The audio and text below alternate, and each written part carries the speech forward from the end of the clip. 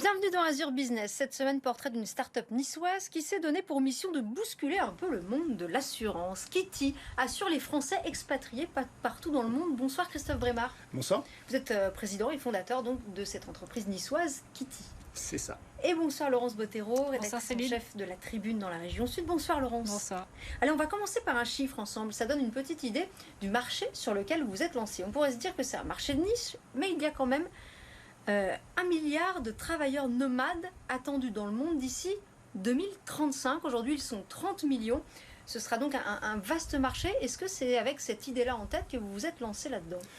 Le monde post-Covid a complètement changé la donne. C'est-à-dire qu'aujourd'hui, notre monde a été conçu pour des résidents et par des résidents. Et suite au Covid, on a appris qu'on pouvait travailler partout dans le monde avec un simple ordinateur portable, une bonne connexion Internet et avec en plus un peu de tension sur le marché de l'emploi. Il était très facile effectivement de partir à l'autre bout du monde pour pouvoir travailler. Et c'est comme ça qu'aujourd'hui, on se retrouve avec un peu plus de 30 millions, 35 millions exactement, de travailleurs nomades qui n'ont plus d'adresse fixe et qui parcourent le monde en permanence. Alors, on a beaucoup dit qu'on ne voyageait plus. Néanmoins, les entreprises vont toujours à l'international, leurs salariés également. C'est quoi ce que vous appelez les gros risques ? Alors, les gros risques, c'est le rapatriement, c'est une hospitalisation, c'est un accident. Et quand on part à l'étranger, ça peut vite coûter très très cher. Parce que, imaginez, vous arrivez aux Bahamas, Miami, par exemple, et vous avez juste un accident tombant d'un trottoir. On va prendre une chose tout bête, par exemple, ou un accident de plongée, c'est un peu plus fun quand même. Et dans ces cas-là, vous pouvez être hospitalisé et ça peut monter à plusieurs centaines de milliers de dollars de frais d'hospitalisation, plus éventuellement les frais de rapatriement. Et là, on est vraiment sur du gros risque. Alors, vous étiez, je crois, auparavant, pendant longtemps d'ailleurs, courtier en assurance. Qu'est-ce qui est différent finalement avec cette start-up aujourd'hui ? En quoi c'est en rupture avec le modèle classique de l'assurance ? Il y a le monde d'hier, avant Covid, et il y a le monde d'aujourd'hui, qui est un monde plus digital, qui est un monde où effectivement on intègre aujourd'hui de l'intelligence artificielle, du machine learning, de l'automation.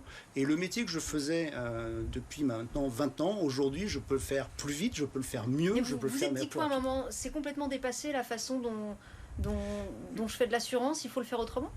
C'est à peu près ça. C'est de dire aujourd'hui, moi, mes clients, ils sont à l'autre bout du monde. D'une part, quand ils m'appellent, je ne peux pas leur répondre 24 heures sur 24, 7 jours sur 7, parce que je ne suis qu'un humain. Ensuite, je ne connais pas forcément la législation de tous les pays, alors que grâce à l'intelligence artificielle, aujourd'hui, on peut effectivement connaître et mettre en adéquation les contrats d'assurance. Et surtout, dès qu'ils changent de pays, c'est une des grosses forces aujourd'hui de Kitty, c'est que chaque fois qu'ils changent de pays, on met leur garantie automatiquement à jour. Alors, vous apportez forcément du plus que vous venez de le dire, qu'un assureur, j'allais dire normal entre guillemets, et notamment vous accompagnez les voyageurs sur la gestion du jet lag. Pourquoi avoir choisi ces options et quel est le plus que ça apporte ? Et c'est pas anodin, effectivement. Parce qu'au départ, on considère que l'assurance n'est pas une finalité en soi. C'est-à-dire qu'aujourd'hui, quand on parle d'assurance, ça donne des boutons quasiment à tout le monde. Nous, ce que l'on veut, c'est protéger les gens à travers le monde et dans leur mode de vie, dans leur choix de vie, dans leur liberté à travers le monde. Et pour ça, on va les protéger. Et pour les protéger, au travers de la super appli qu'on sort et qui est disponible sur les stores, vous avez effectivement un certain nombre de services complémentaires. Parmi ces services, vous venez de le nommer, il y a le jet lag. Et grâce au jet lag, qui a été développé avec des chercheurs sur l'université de Brest, c'est pas nous qui l'avons fait. On reviendra sur ce volet-là. Ouais. On a effectivement possibilité d'accompagner l'ensemble des voyageurs pour optimiser ce jet lag et surtout pour faire que leurs prises de médicaments, qui sont souvent prévues à des heures strictes, puissent effectivement être prises au bon moment pour éviter effectivement d'avoir des mauvaises aventures dans le cadre de prise de médicaments. Vous avez évoqué le rôle de l'intelligence artificielle dans vos produits d'assurance. Quel est ce rôle exactement ? C'est vraiment au cœur du produit ou pas ? Alors, il y a quelques mois, quand on parlait d'intelligence artificielle, quand on a lancé Kitty, sous l'impulsion de Guillaume Dion, mon associé, qui est un expert en intelligence artificielle, on nous regardait en disant « Oh là, l'intelligence artificielle dans l'assurance, ça n'a rien à voir ». Depuis, il y a eu la révolution de ChatGPT. ChatGPT, c'est effectivement cette logique de pouvoir effectivement vous proposer des solutions, vous donner des réponses, vous pouvoir vous recommander. Et ce qu'on développe, nous, maintenant, depuis près de 24 mois, c'est effectivement ce moteur de recommandation intelligent, c'est-à-dire que c'est un courtier, c'est un conseiller en assurance totalement optimisé qui va pouvoir vous apporter les bonnes réponses au bon moment. En clair, fini le traditionnel conseiller en assurance. On n'a plus d'humain au téléphone ou en ligne. Alors, on peut toujours l'avoir. C'est-à-dire qu'il y aura des clients qui ont besoin des deux. Tout comme aujourd'hui, vous avez des clients qui continuent d'aller au cinéma. Et puis il y en a d'autres qui sont très bien avec Netflix à la maison. Vous en avez qui sont sur Amazon. Et il y en a d'autres qui continuent à aller voir effectivement leur commerce en bas de chez eux. Donc les deux vont effectivement coexister pendant très longtemps. Mais l'avantage aujourd'hui, c'est qu'on va effectivement beaucoup plus loin. C'est-à-dire qu'on est sur, entre guillemets, on a créé un algorithme de moi-même et on m'a optimisé pour faire un courtier demain nettement meilleur et nettement plus performant. C'est le courtier augmenté. Alors, vous venez de réaliser une levée de fonds de près de 2 millions d'euros et auprès de quelqu'un qui a beaucoup accompagné votre secteur. Il a même accompagné ce qui sont aujourd'hui des licornes, c'est Guillaume Sarkozy. Alors, à quoi sert la levée et pourquoi finalement l'accueillir à vos côtés? Quelle est sa plus-value?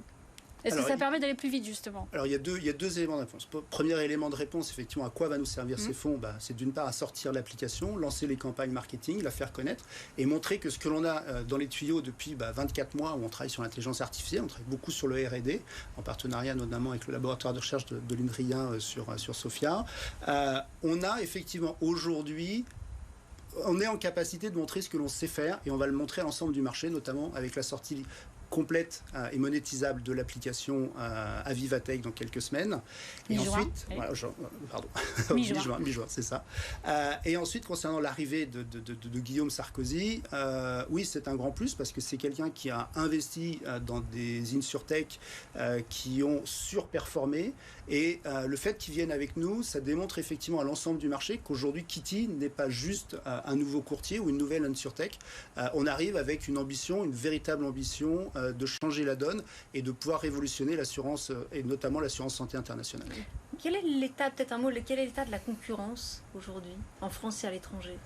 Alors, sur ce marché des néonomades, qui sont des personnes qui passent de pays en pays et qui bougent sans arrêt, il y a très peu de concurrence. Il y a effectivement des gens qui assurent les expatriés, il y a des gens qui assurent les résidents français, tout ça c'est des choses traditionnelles qui existent, que je faisais aussi par le passé. Et puis il y a toute cette population qui bouge sans cesse. Et sur cette population qui bouge sans cesse, aujourd'hui on a un seul concurrent, qui est aujourd'hui valorisé par ailleurs à plus de 50 millions d'euros, qui est SafetyWing, pour pas les nommer, mais qui n'ont pas la technologie, qui n'ont pas cette logique d'intelligence artificielle. Ils ont juste une solution effectivement assurantielle à destination de cette population. Alors, vous avez beaucoup évoqué les laboratoires de recherche, l'INRIA. Est-ce que c'est important, essentiel? Est-ce que c'est là, par exemple, où ça peut faire la différence avec la concurrence? Alors, elle fera la différence à terme. Aujourd'hui, avec la sortie de l'app, elle va commencer à faire la différence, parce qu'aujourd'hui, des super applis d'assurance, il n'y en a pas. Il n'y en a pas, c'est-à-dire que les assureurs, tout est assez saucissonné. Il y a encore 5 ou 6 ans, on était encore quasiment au papier carbone pour signer un contrat. Donc c'est juste pour vous montrer le gap effectivement en termes de technologie. Donc personne aujourd'hui n'a d'application qui permet d'avoir une solution full digital vis-à-vis des assurés. Ça c'est la première chose.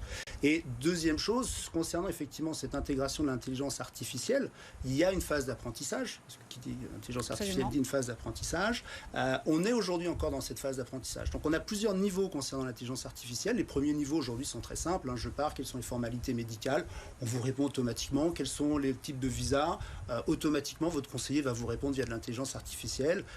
Et progressivement, on va sur de la recommandation en termes de garantie et de l'optimisation concernant cette recommandation. Et de la personnalisation par rapport au profil et au parcours. C'est exactement ça. C'est-à-dire qu'aujourd'hui, on sait qu'un client qui va arriver au Costa Rica au mois de février, il fait que dans 87%, il va aller faire du surf. Donc s'il va faire du surf, il faut effectivement qu'on soit en mesure de pouvoir lui proposer d'assurer soit sa planche, soit son activité sportive là-bas. Et ça ne sert à rien de lui proposer, effectivement, il va pas jouer au golf quand il est au Costa Rica. Votre marché, c'est d'assurer les Français qui vivent à l'étranger. Est-ce que c'est aussi d'assurer les étrangers qui sont installés chez nous en France? Alors, on a été conçu dès le départ dans une logique internationale. C'est-à-dire que l'app Kity qui sort dans quelques jours complète sera effectivement est déjà multilingue.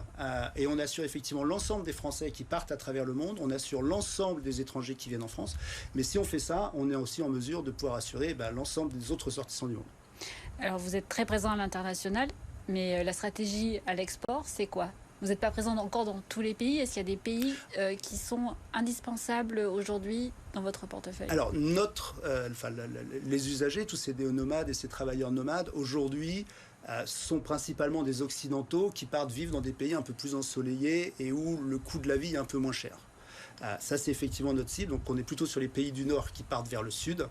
Et aujourd'hui, on est déjà présent, Kity, dans 90 pays. Christophe Brémard, président de Kity, merci beaucoup d'avoir été l'invité ce soir. Merci à vous.